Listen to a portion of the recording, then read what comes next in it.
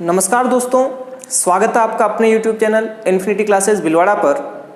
हम लोग राजस्थान के इतिहास में मेवाड़ रियासत पढ़ रहे हैं और उसमें प्रमुख शासकों की हम बात कर रहे हैं। और आज का जो हमारा टॉपिक रहने वाला है, आज जिस शासक की हम बात करेंगे उदयकरण और रायमल के बारे में। तो हम स्टार्ट करते हैं आज की क्लास। आज हम जो शासक पढ़ने वाले हैं उदयकरण एवं रायमल के बारे में। दोस्तों, हम बात कर रहे हैं उदयकरण, जिसे उदा भी कहा जाता है। हमने पिछली क्लास में महाराणा कुंभा को पढ़ा है और हमने बात करी थी कि महाराणा कुंभा के दो पुत्र हैं। जो बड़ा पुत्र है उसका नाम है रायमल और छोटा पुत्र है उसका नाम है उदयकरण, जिसे उदा भी कहा जाता है। बात है 1468 ईस्वी की और इस समय कुंभा जो है कुंभलगढ़ दुर्ग में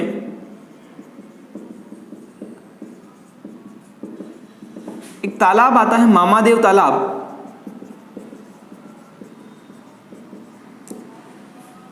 यहां पर बैठे थे और धोखे से उदयकरण ने कुंभा की क्या कर दी? हत्या कर दी, यानी अपने पिताजी को इसने मार दिया। जब यह घटनाक्रम हुआ है उस समय रायमल कुंभलगढ़ नहीं थे, ये अपने ससुराल थे और इनका ससुराल है ईडर, जो कि मेवाड़ और गुजरात के मध्य एक रियासत है। यहाँ गए हुए थे। उस समय उदयकरण ने मौका पाकर महाराणा कुंभा की मामादेव तालाब के वहाँ हत्या कर दी। और यहीं पर हम बात करें तो कुंभा की छतरी बनी हुई है, 12 खंभों की छतरी।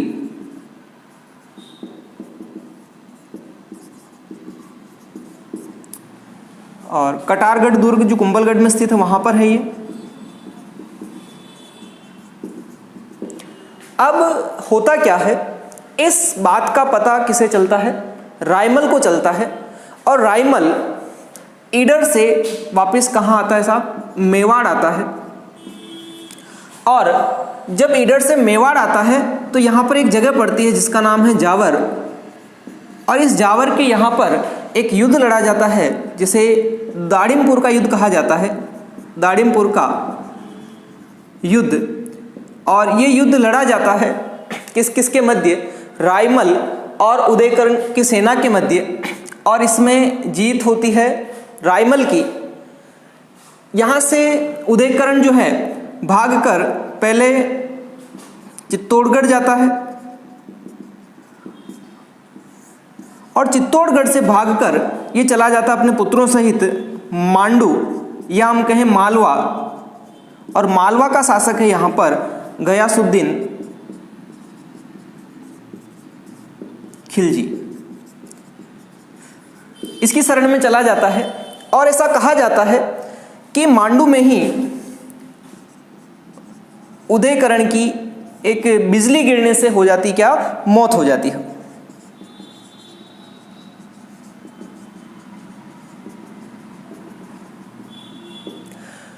तो ये जो घटनाक्रम है 1468 से लेकर के जो संघर्ष चलता है रायमल का 1473 तक चलता है। और 1473 में जो मेवाड़ का अगला शासक बनता है वो कौन बन जाता है? रायमल बन जाता है। अब हम बात करेंगे रायमल के बारे में।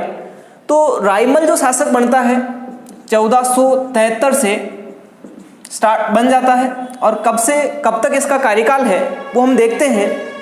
अब हम बात कर रहे हैं रायमल की। तो रायमल जो शासक रहता है साहब आपका 1473 ईस्वी से 1509 ईस्वी तक। बात करें रायमल की तो वैसे तो इसके 13 पुत्र व 2 पुत्रियां थी।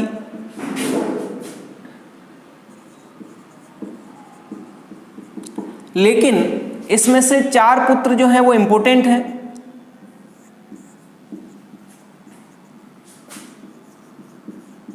और एक पुत्री है जिसका नाम आपको ध्यान रखना है, जिसका नाम है आनंदीबाई। बात करते हैं इसके 4 पुत्रों की। तो 4 पुत्र कौन कौन हैं? तो सबसे बड़ा पुत्र था पृथ्वीराज, दूसरा है इसका जयमल,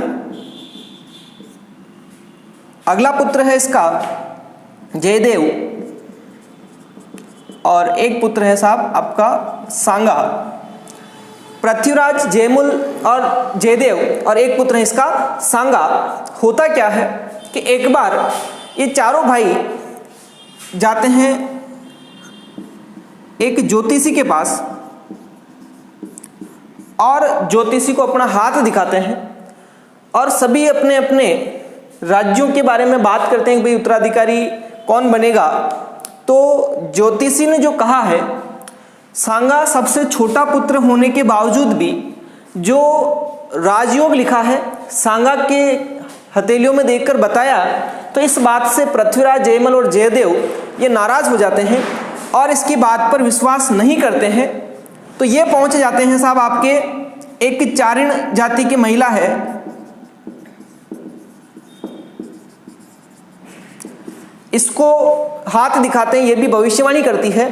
तो इसने भी इस ज्योतिषी की बात का इसने समर्थन किया और कहा कि राजयोग तो केवल सांगा में ही दिखता है। तो यहाँ पर चारों भाइयों में एक संघर्ष प्रारंभ होता है और ऐसा कहा जाता है कि पृथ्वीराज ने तलवार से राणा सांगा की क्या कर दी, एक आंख फोड़ दी।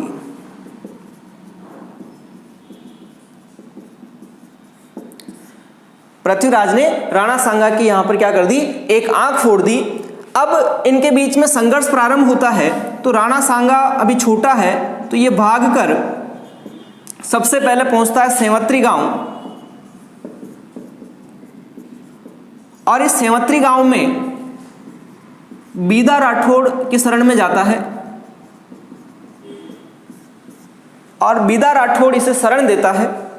लेकिन जयमल इसका पीछा करके बीदा राठौड़ की क्या कर देता है, हत्या कर देता है। फिर वापस राणा सांगा सेवत्री से भागकर जाता है अजमेर, और अजमेर में जिसके यहाँ शरण लेता है उसका नाम है करमचंद पंवार। इस करमचंद पंवार के यहाँ पर राणा सांगा शरण ले लेता है और काफी समय तक अज्ञातवास में करमचंद पंवार के यहीं रहता है। बात करें पृथ्वीराज की, तो पृथ्वीराज सिसोदिया है ये, और इसकी रानी का नाम है तारा देवी। तो इसी तारा देवी की स्मृति में इसने तारागढ़ दुर्ग अजमेर में बनवाया। पहले ये दुर्ग अजय मेरू दुर्ग के नाम से जाना जाता था, और इस अजय मेरू दुर्ग का इसने परकोटा भी बनवाया।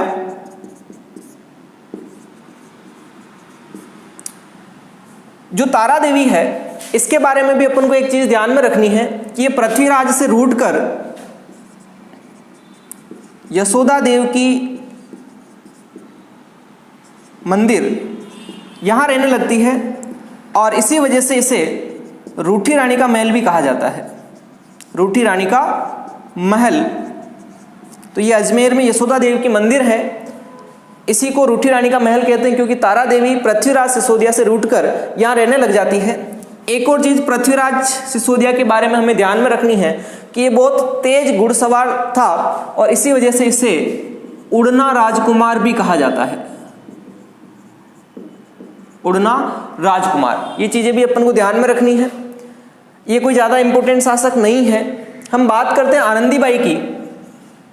तो आनंदीबाई जो है राणा सांगा और इन सभी की बहन है, और इसका जो विवाह होता है, आनंदीबाई का विवाह होता सिरोही के शासक जिसका नाम है जगमाल देवड़ा, इनसे इसका विवाह होता है। और ऐसा कहा जाता है कि एक बार जो पृथ्वीराज सिसोदिया है ये सिरोही जाते हैं, आनंदीबाई अपने भाई को बुलाती है, कोई अनबन हो जाती दोनों पति पत्नी में, जगमाल देवड़ा और आनंदीबाई में, और इसी बात को, इस विवाद को समाप्त करने के लिए पृथ्वीराज सिसोदिया सिरोही जाते हैं। और ऐसा कहा जाता है कि जगमाल देवड़ा ने पृथ्वीराज को जहर दे दिया था, जिससे इसकी क्या हो गई थी, मृत्यु हो गई थी। तो ये अल्पायु में मर चुके थे, ये ज़्यादा योग्य नहीं थे, जयदेव भी योग्य नहीं था। तो अगला जो उत्तराधिकारी है, और इनकी भी अल्पायु में मृत्यु हो जाती है, तो अगला जो उत्तराधिकारी बनता है वो मेवाड़ का कौन बसता है, राणा सांगा बसता है। तो राणा सांगा अगला उत्तराधिकारी बन जाता मेवाड़ का। इसके बारे में अपन अगली क्लास में बात करेंगे। उससे पहले रायमल की कुछ और बातें अपन बात करें तो रायमल ने कुछ स्थापत्य कला में भी योगदान है, वो हम देखें तो सबसे पहला योगदान है कि उसने एक मंदिर का निर्माण करवाया जिसका नाम है अद्भुत सदाशिव मंदिर। और बात करें तो इसने मेवाड़ के अंदर खेती को प्रोत्साहित करने के लिए कुछ तालाबों का निर्माण करवाया, जिसमें प्रमुख तालाब है राम, शंकर, संकट, समय, ये 3 नामी तालाब बनवाए इसने, नामी तालाबों का निर्माण।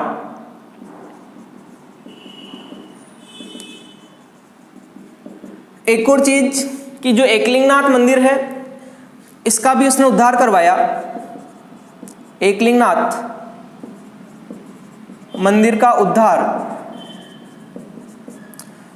अगली अगर बात करें तो इनकी जो रानी है श्रृंगार देवी,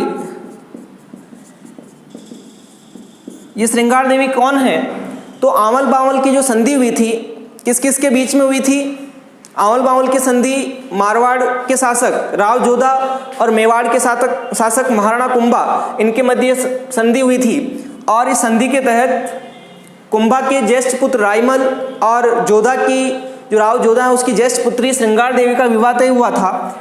ये रायमल की रानी है, तो इन्होंने भी एक निर्माण कार्य करवाया है, गोसुंडी की बावड़ी।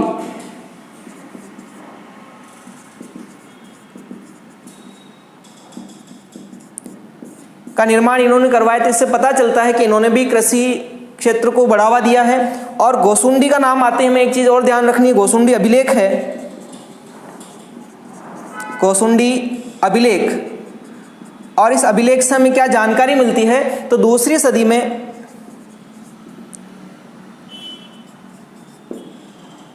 सदी में भगवत या वैष्णव धर्म